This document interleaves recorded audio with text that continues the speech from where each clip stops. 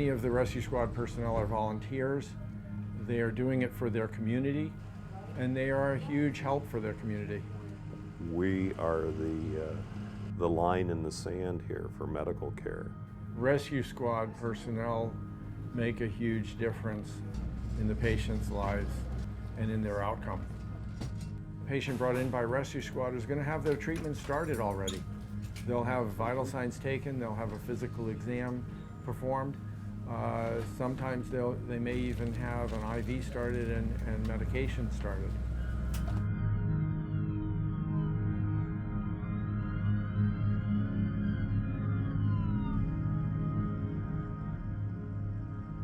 With my crew, there's 3 of us. There's an EMT, a driver, and then me, I'm a senior member. Somebody comes in off the street, fills out an application, and they're 18 years old and plus it's a senior.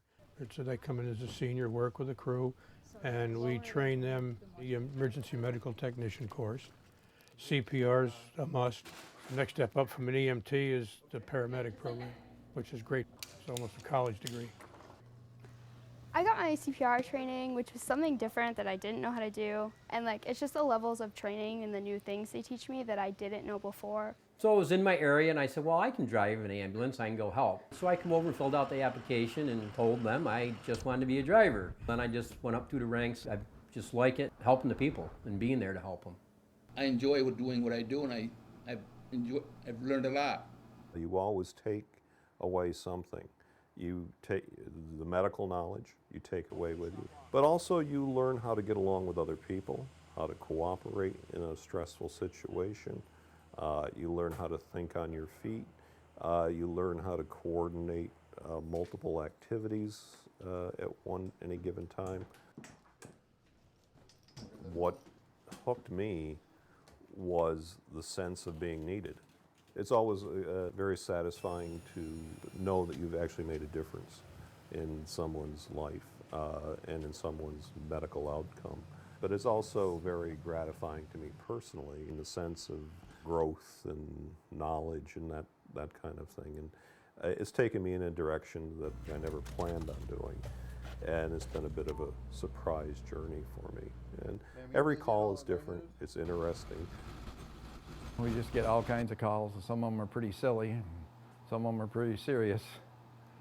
It's, you make judgment calls and whether you want to use a helicopter or we're just going to travel by ground. We always try to do our best. Without the rescue squad, patients who are critically ill would have no way to get to the hospital and wouldn't have their treatment started until they were here. Oftentimes that would be later than what is desired to get a good outcome. Tilt the head back, open the airway, give a few rescue breaths, revive the child. The child lives.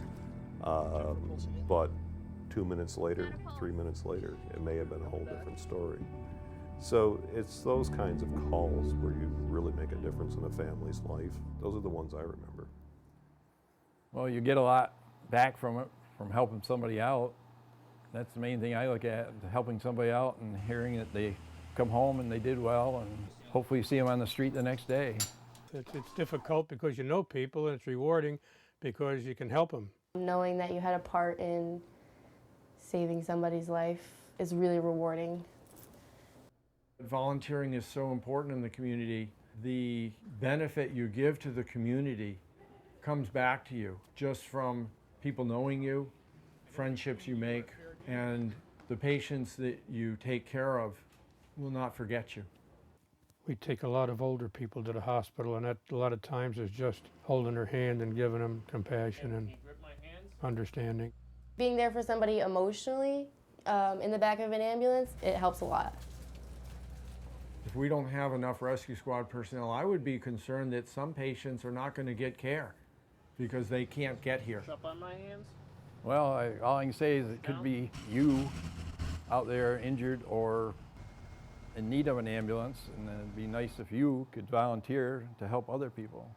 It's a great environment, it's great people, it's comfortable, and you're giving back and you're helping people and you're making a difference. This is a good thing, and you should do it because your neighbors depend on it. If you put in the time, you put in the energy and the effort, you too can be an EMT.